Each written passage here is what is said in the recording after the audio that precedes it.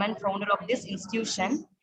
It's my pleasure to welcome our beloved principal, Dr. Balasamy sir, to this occasion, and Dr. Shyam Sundar sir, P. Dean School of Management, a great leader of our team. Welcome you, sir. Thank you, ma'am. I welcome Dr. Hemalada, head of the Department School of Management, and also my faculty members and all my students in this occasion. Welcome you all.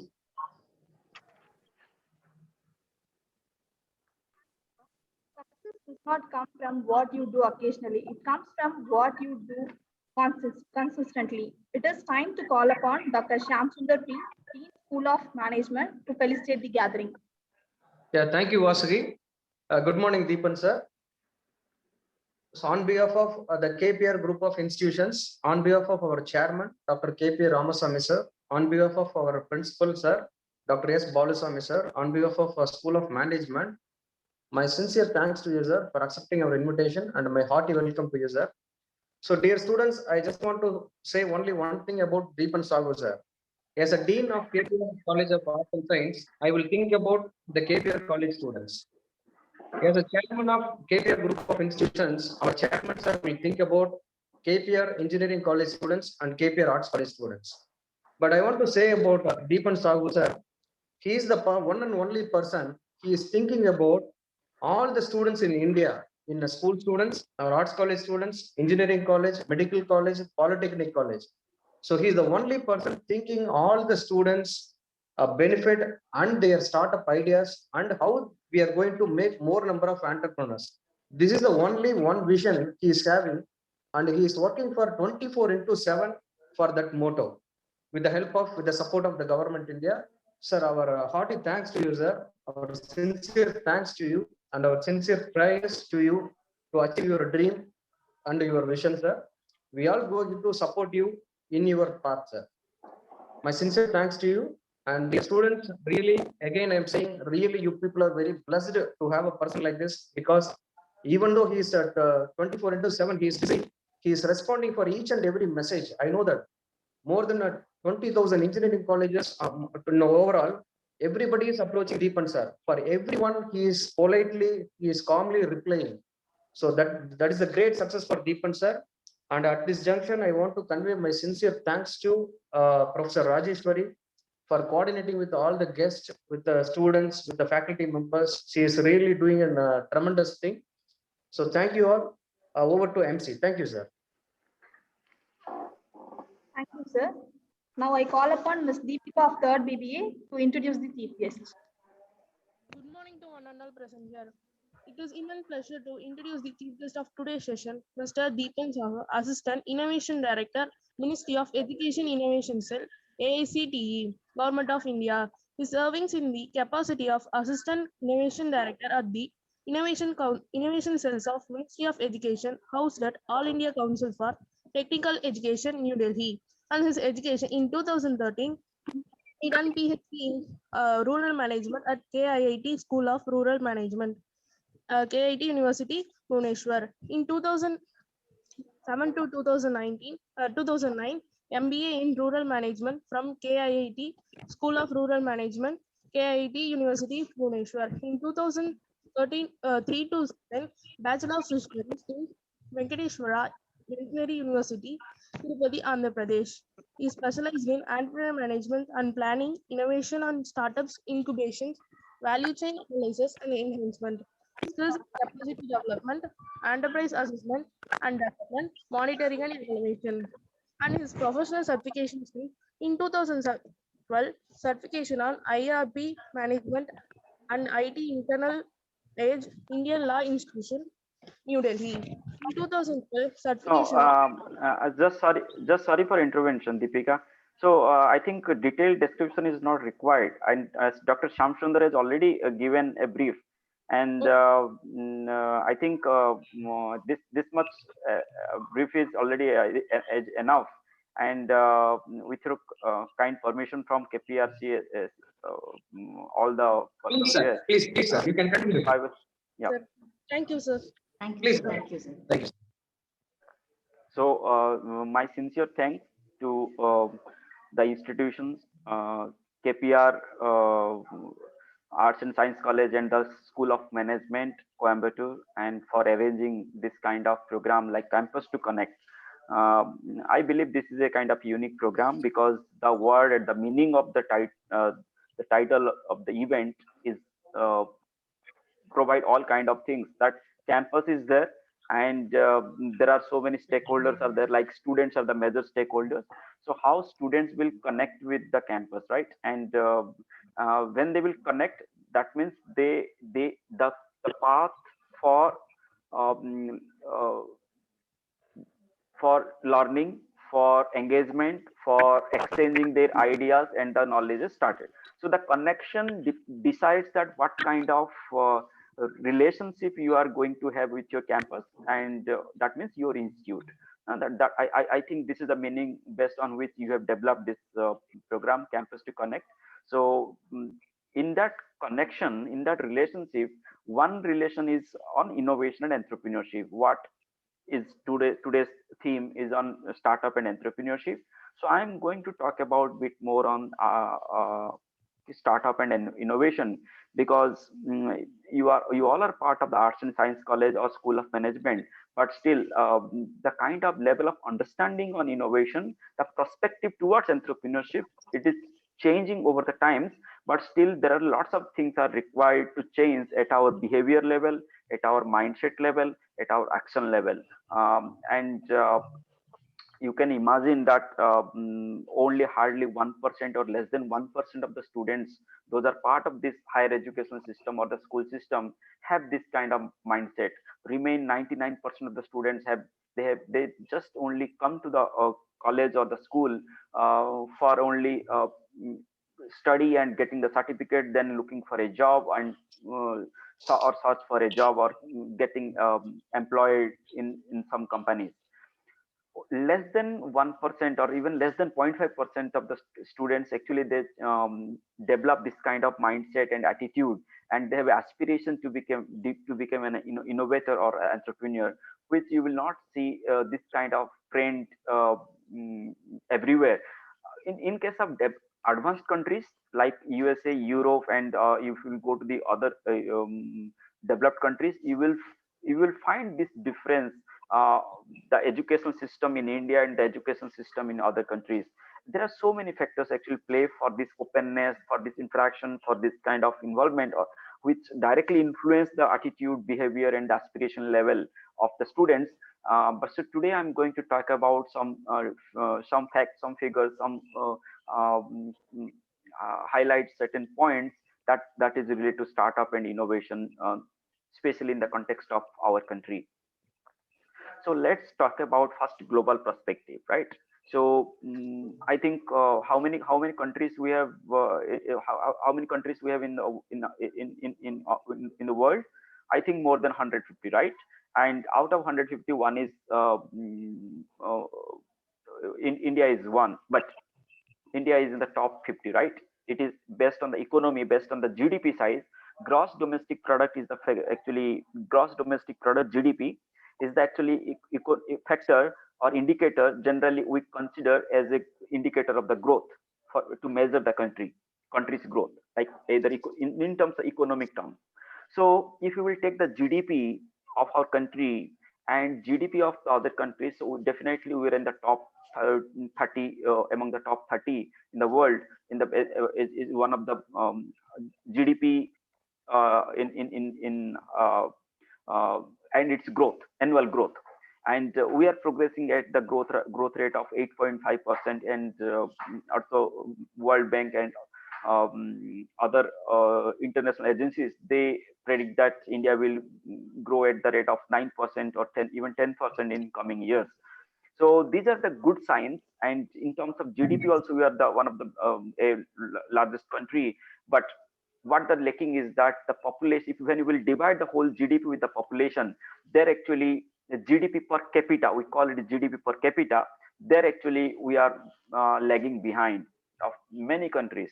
So at present the GDP per capita for India is around $4,000. So that means the person, those are into a workforce, that means those are earning the livelihood, or those are have the income capacity, their income capacity is 4,000 rupees, $4,000 per year. That means $4,000, if you will multiply it with 70,000, 70 rupees per dollar, so it's coming around 2,80,000 rupees per year. That is our income capacity. So just imagine that in India, one individual's per income per year is on an average 2,80,000 or 2,80,000. But if you will see the GDP per capita of any advanced country, like you can take USA, Australia, New Zealand, Europe, UK, or any kind of European countries, even the South Korea, Japan, they are far ahead.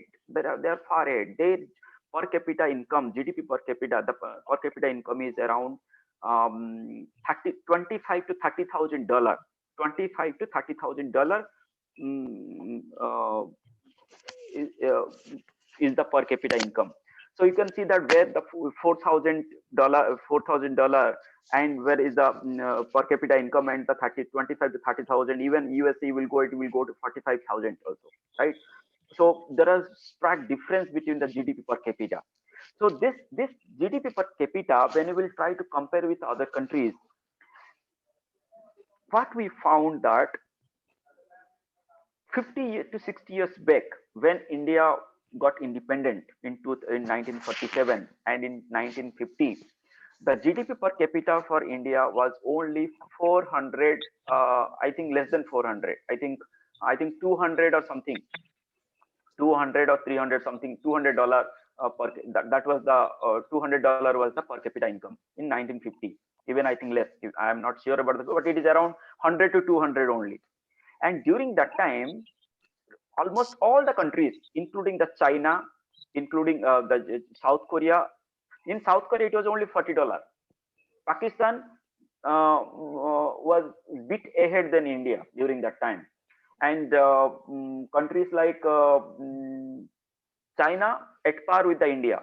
But what happened in the last 30 to 40 years?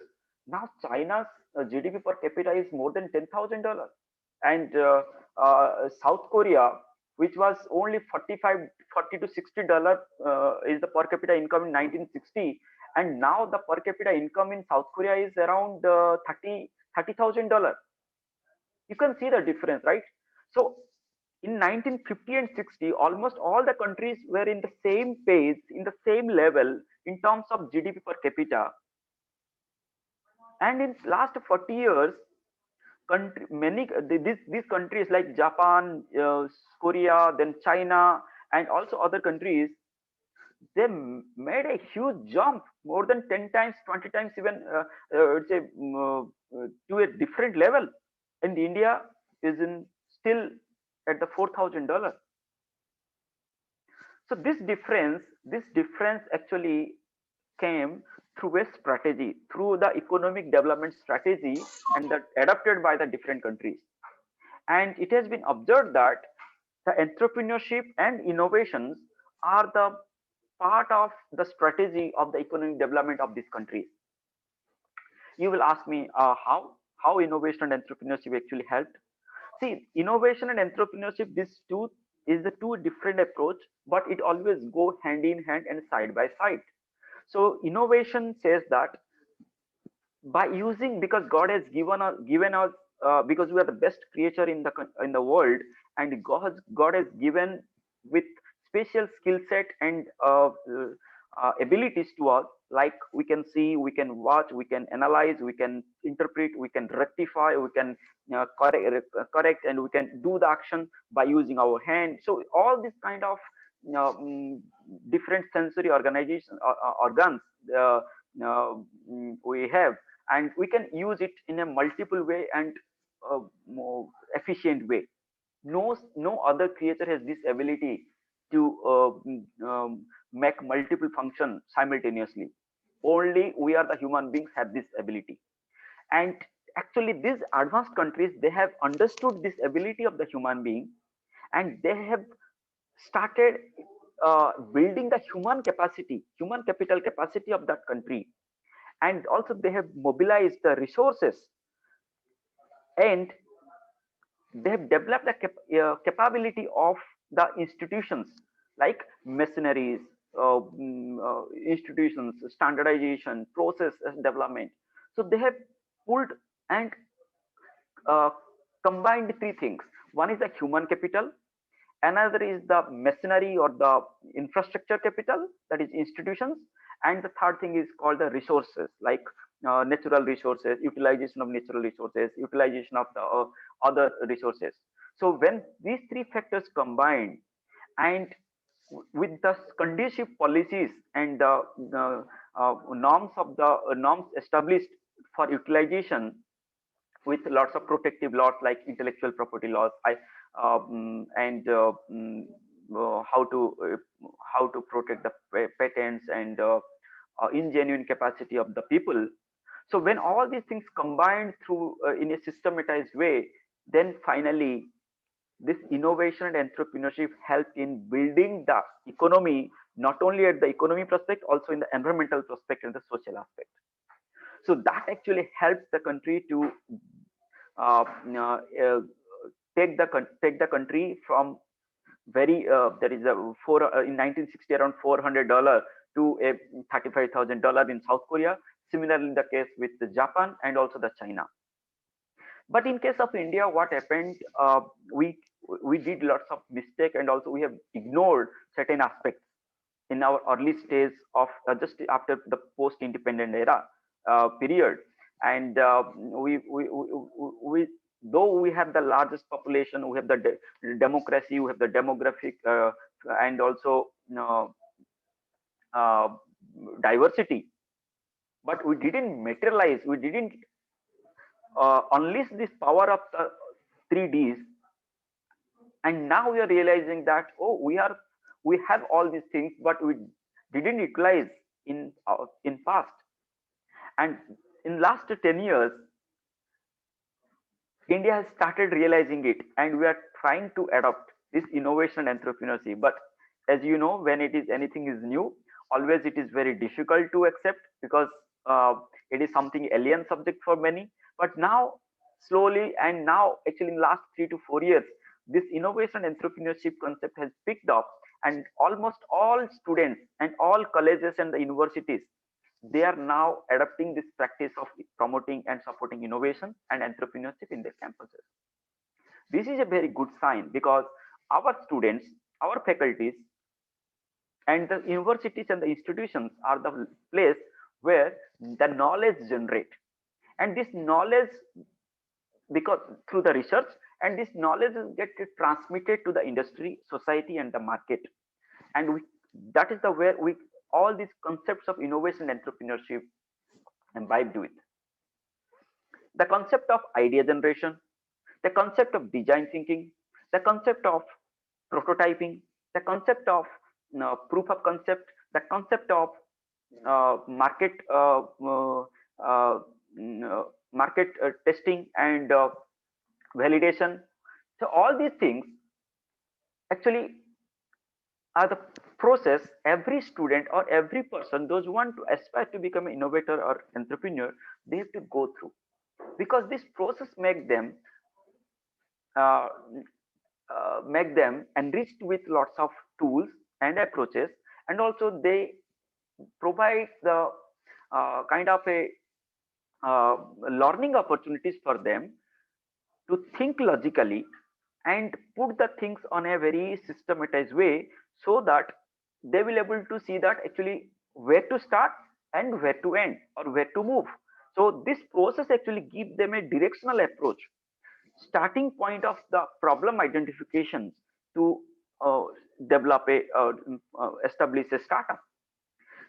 If you will not understand these kind of concepts and approaches that are the part of this innovation and entrepreneurship value chain, then there will be high possibility or high chance or high probability that you will able to not you will not able to succeed, or you will able to miss certain components of the learning, and that will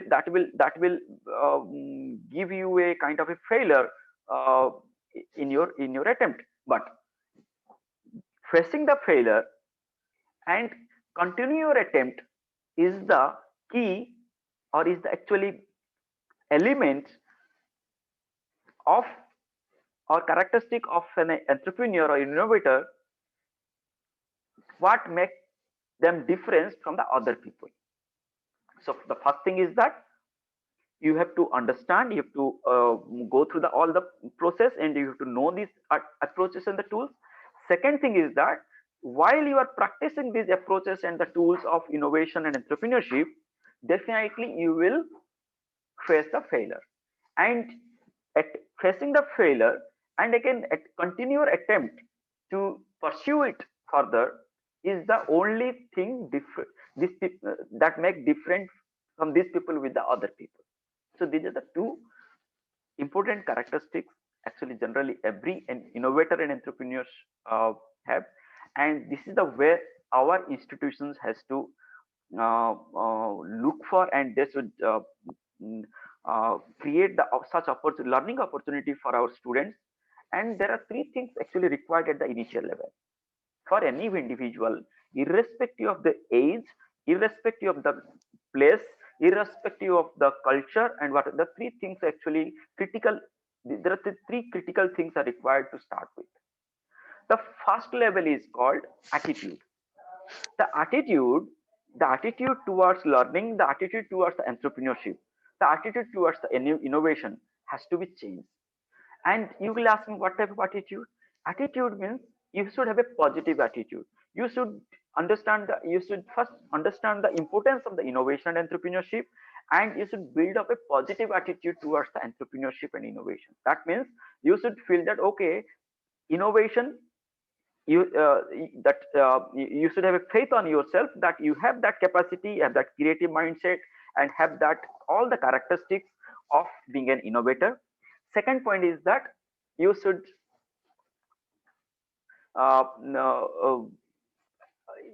start engaging in that direction. This is called first time is attitude. Then the attitude, once you attitude have you know that you have that attitude, then you have to look for the ability, because you have the attitude but you didn't acquire the skill set now. So you have to do something to acquire that skill set, what we call ability. And ability you can do through the practice on your own, or you can get the training from the different locations, or you have to engage the time, you have to utilize the time of your academic part, and through the mentor support from your faculty and kind of thing, you have to acquire that innovation and entrepreneurship skill set. What are the innovation abilities? That you have the ability to identify a problem, you have the ability to convert this problem into a solution, then ability to convert a prototype of that solution, ability to go for a market research and market testing. So these are abilities, the training, the skill set. You should know how to do it. This is called ability. Once you have the attitude and the ability in place, then the next is the aspiration. You have to set a bigger goal, bigger vision. You have to set a vision for yourself or for the entity that you have developed, that actually where you want to go, actually what you want to achieve, what you want to bring changes in the world. The kind of vision you have to set for yourself or for your group or for your organization that you are part of. So attitude, ability, and aspiration, these three things you should have within you before you venture into the innovation entrepreneurship path. And once you have these three things, no doubt there is no fixed kind of things. Always this attitude, the level of attitude, the level of ability, the level of aspiration changes, and it improvises with the time. But you should have the basic, and the foundation has to be very strong. Then as the time progress, you will also start revising and refining all this attitude, ability, and aspiration, and it will get further specified and further amplified, right? So this is what the starting point. Then what the other things you have to carry along with you? The first thing is called the motivation. Motivation is the first point where you have to keep it live in each and every stages of your entrepreneurship and innovation career. And this motivation, it should not be an external, it should be within you. That means you should always something, you should find a factor, you should find something which will keep you on motivating to pursue this innovation entrepreneurship, uh, mm, uh, irrespective of your attempt, or irrespective of your success or failure, or somebody will create difficulties or opportunities for you. That motivation should be within you. It will always keep you on the track of pursuing the innovation entrepreneurship. Once in you have the motivation, then also you have to check that is that restlessness is with you, because now you are motivated, but the restlessness within you to identify an opportunity and finding a solution is the next level of characteristics of an entrepreneur, which also you have to inculcate, right? So first is the motivation level, next is called the restlessness with you. And once you have the motivation, restlessness, you are 50% through in your venture career. And the next two are also very, very important. That is called you have the risk taking ability, or a logical approach to the convert your solutions to a product or service. That means you should not act like a gambler. You should act like a logical approach. Whatever you will do, what the plan you will try to develop for converting the solution that you have developed to into a product or service or into a startup, you have to use the logic. That means every decision should be backed with certain facts, figures, and also detailed study that is already there in the market, or a primary study that you have to start with. So that means um, your justifications, your approaches uh, are valid, and also there is some truth, there is some truthness behind that uh, uh, approach. The fourth one is very, very important then these three, but it will come only after this three. That is called the locus of control. The locus of control in a layman language, it says that if I am an individual and I have the motivation to do certain innovation and entrepreneurship, and also I am restlessness and I have that ability to identify an opportunity and converting the problems into the solutions. Also, I have the risk taking ability, or I have a logical approach to my work. But all these three things will be not help not much helpful. So far I have not that locus of control, and the locus of control says that by it is my ability to execute the plan and convert that plan, finally come up with the end product. Is the ability to complete on time. So there are principle called SMART principle is there, SMART. There is a SMART principle is there. So this for the locus of control, and this locus of control uses this SMART principle to develop their objective. That you should have a objective, what to do. That means S, a specific objective.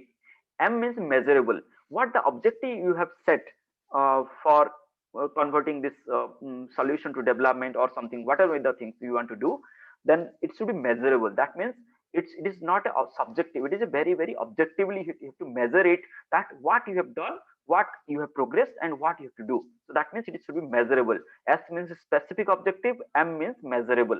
The R means it should be realistic. That means your ability, your aspiration, and your attitude, all these three things will contribute towards this reality. That means you should not do something which is unreal, which is not feasible. So you have to check that reality aspect, right? Then SM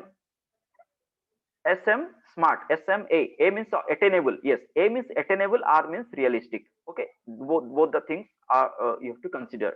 Then T means timeline. You should know that when to start, where to stop, and when to complete. So all it is SMART, SMART principle you have to apply.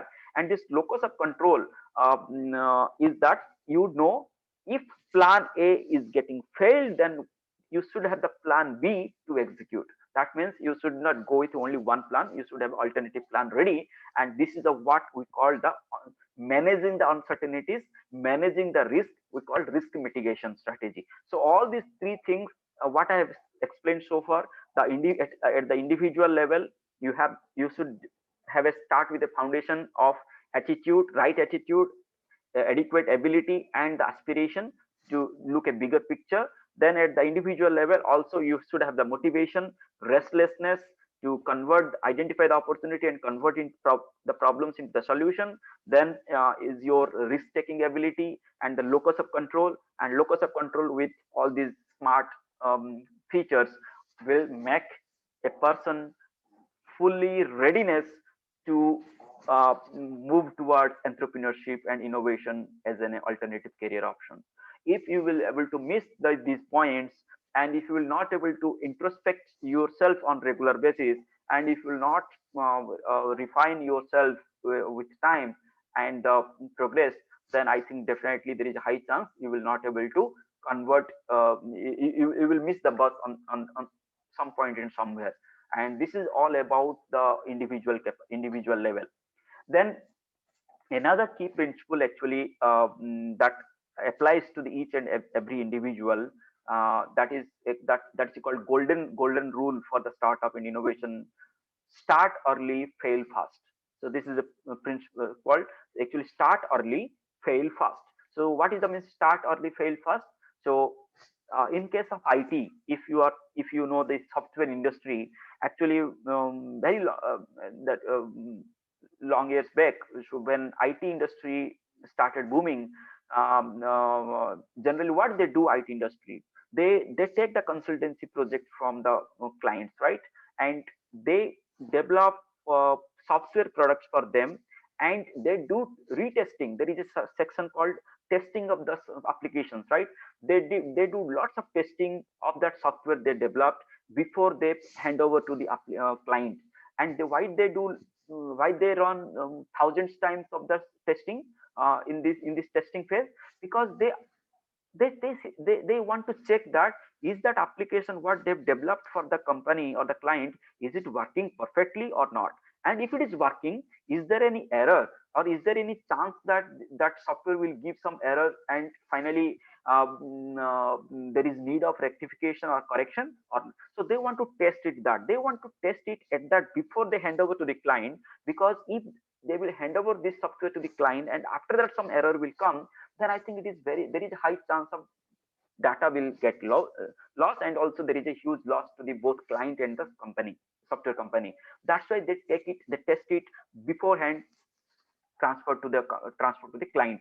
And this is the where actually this this golden rule of the startup came, that is called start early, fail fast. And why it started with IT company? Because IT companies are the first those have actually started this startup concept. Later this startup concept spread into the other industries. So that's why this golden principle still valid, and also it is quite important for us to understand it, right? So start early says that if you think something and if you want to plan, if you have decided something, then start it quickly. Don't wait for long time. And if you will make it long, then definitely your data, your idea, your plan will be get either stolen, or somebody has similar kind of, he will come up with before you start it. So start early. And once you will start early, it's not that your plan, also you have to start at the early age also. Like at the school age also you can start. At the college age, you don't wait to start an entrepreneur after down the line of 10 years after your academic. Don't wait that much of time, right? Start early as soon as possible and fail fast. Once you will start it, and definitely you will get fail, but with fails you will start acquiring more knowledge, more prospects and aspects towards the different factors, and actually that will help to improvise your approach and the strategy, and gradually you will move towards kind of a better planning and execution of your idea and the innovation and startup. So this is called start early, fail fast is the application you all have to apply in your daily life, not only in the case of the startup and innovation, but every activity that you're planning for. And already I have mentioned about the individual characteristics and the mindsets and the behavior level that you all have to bring changes. And today is this much, and in next time if I will get opportunity, I will talk in at the organization level. And if you will try to search in the Google all these points, you will get enough material to understand in depth. No doubt your institute will also trying to organize this kind of programs, and they will invite other experts to deliver specific topics. But this is the basic things, but very, very important for each of you. That's why I thought let's focus on these things rather than giving me some other stories and which will be not much relevant to you, or you will not able to get much benefit out of it. That is the reason why I have focused only to this individual characteristics level of our students, where they have to think and then they have to act. So with this, I will stop here, and thank you for inviting me here. Thank you, sir. Thank you so much, sir. It's really an amazing session, sir. I don't have the words to convey my thanks, express my feelings to you, sir. It's an 1,000 wala package motivation session, sir. Not 1,000, it's a 10,000 wala package motivation session. Thank you so much, sir. Sir, can you repeat the golden rule, sir? Once again, sir, please, sir. Golden rule of entrepreneurship. Start early. Start early, fail fast. Okay, sir. Fail far. Okay. Thank you so much, sir. Sir, fail fast. Yes. Okay, sir. Sir, then my personal question, sir, as an academician, sir, in India, whether all the colleges getting the benefit as IIT, IIMs or IIT, because we are operating in Coimbatore, sir, related to the innovation and entrepreneurship. Even though in our college also we are having the separate IAC, sir, innovation cell we are having, sir. But when it comes to the ranking and the ratings, the NIRF or ARIA rankings, sir, they are checking that what are the facilities available for the innovations and entrepreneurship. But as a young institute, the management is thinking about the huge investment to set up the incubation centers, sir. How we are going to manage this, and how the government is going to help to resolve this, sir? See, being an institute, first you have to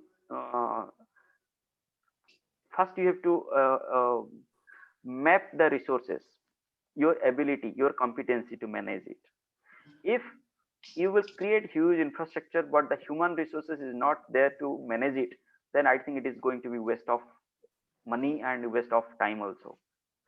So always you start with a pre-incubation unit, a small unit which support at the idea level, at the business plan level, at the innovation level, at the prototype level, and a dedicated team should be there to with relevant experience and mindset to manage that pre-incubation unit.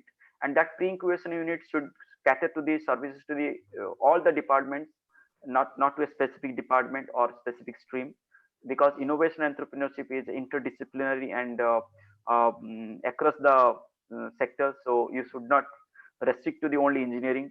So all students, because it's a team approach. So you should promote a team culture, team building culture, and developing the ability to identify the real problems or the actual problems that exist in the society or in the market or in the industry or within the or in your campus on different themes, and giving them an opportunity to identify the problem and developing the problem statement, then converting that problems to solution, then solutions to prototyping and product and service development or different aspects of the enterprise of venture development. So all these things, kind of skill, knowledge and capacity you have to develop. This pre-incubation unit has to take care. Once you have a 2 to 3 years of experience and you know that how to, and also you have to see that what are the best pre-incubation units are in our country and up to what extent you have developed and managed your capacity and things, then you have to think for a pre-incubation unit, because it is capital intensive and government has only very limited resources for the pre-incubation. But now this under the CSR rule, institute, the incubation unit of the institute can raise the CSR fund, the grant for the industries, and Coimbatore is well placed in automobile industry. So there is a high chance that you will get CSR fund also from the different industries.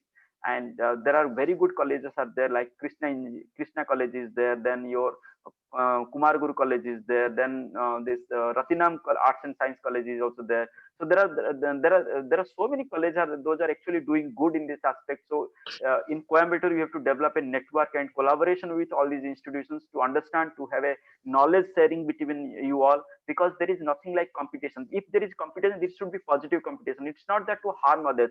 The competition is that to learn from the others and do the perform to implement in your campus. The competition is not who is doing good and how others will be suppressed. No, that should be the competitive mind. Competitive means all will go together because you are doing for the benefit of the society. You are not doing something to earn a profit for your for the shareholders, right?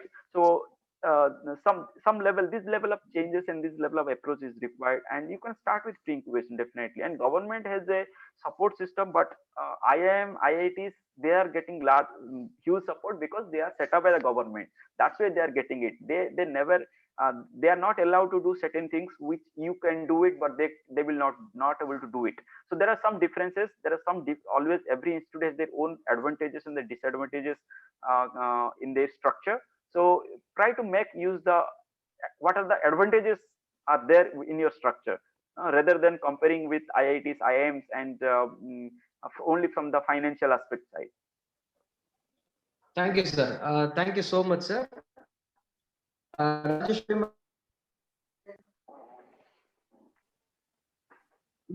Madam, give a chance to only one question, madam, because sir is having some other agenda. You can finish with one more question, madam.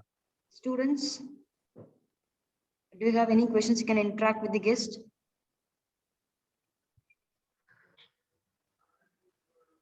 Otherwise, you can clarify your doubt, madam. Sir, regarding an innovation, the youngsters like BBA students know they have a lot of various doubts are upcoming, because as an academician we are supporting for an academic part, and when it comes to an innovation, sometimes the people are getting a lot of doubts. So when they are entering into like startups or whenever they are going for some projects, so where what are all the projects they'll be help out for the new youngsters, or anything like books, or where they can get a real content of the particular topics. Okay, so the first question is to my faculty members: are they equipped with the concept of innovation entrepreneurship? Because when a student admitted to any institutions, no doubt there are lots of books are there. Yes. And internet is also there. Yes. But they have lots of expectations from their faculty members. Yes. The Yes. first thing we have to ask ourselves, every institution, do their faculty members have these qualities of innovation and entrepreneurship? Do they understand very well? If our faculty has not that understanding and ability, then Okay. they will only translate what they know, like academic part. That Yes. entrepreneurship innovation part will be missing. So first, institution has to develop the capacity of the our faculty members, and they have to give them ample opportunity to acquire, to practice, and also to prove, to act as a role model for their students. So Okay. if you will create the role model, at least 2 or 3 faculty members, then I think by seeing these faculties, students will also start acting like that. They will also get the things from these faculty members. And why 1 or 2? Why not all the faculty members has to have this kind of qualities, right? And students, once student will know the where to start, then the rest of things you just leave to them. They know how to explore, where to get the information, because they have the laptop, they have the internet, they will get everything. But they should know where to start. That is the point. Yes. Actually, many students stuck, and there the faculty role is very, very important. Yes. Thank you, sir. Thank you. Okay. Students, shall we go for an Thanksgiving ceremony? Yes, sir. Please, madam, please. Yes, sir. Sir, on behalf of organizing team School of Management, KPR College of Arts and Science, it's my privilege to propose vote of thanks on this occasion, sir. I feel very proud to be part of such an session of your our today's guest, Dr. Deepan Sahu. Thank you, sir. Thank you for accepting our invitation in this busy schedule also. And I thank our principal sir and our dean and HOD ma'am and all the faculty members and our dear students. Thank you. Thank you all. Thank you. Now we are going to wind up this session. Thank you so much, sir. Yes, students, you all please stay back. So thank you, sir. Deepan sir, thank you. Sir. Yes, thank you. Thank you.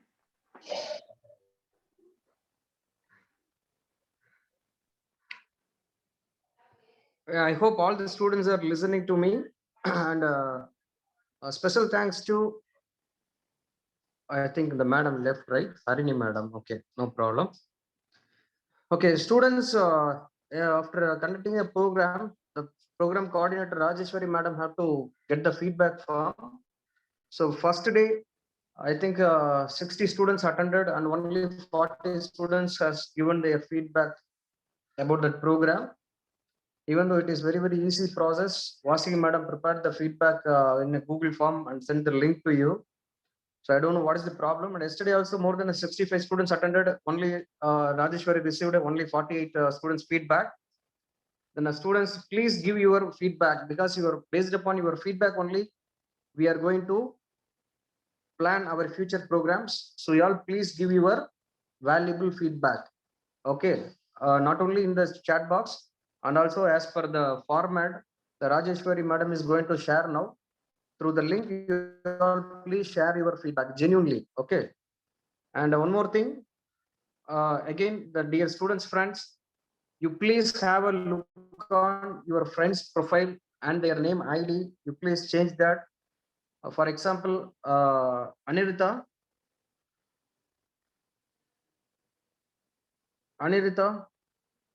Okay. Arun Karthikeyan. Yes, Yeah, Anirita, you please convey the message to Ayush Mama. okay, sir. Yeah.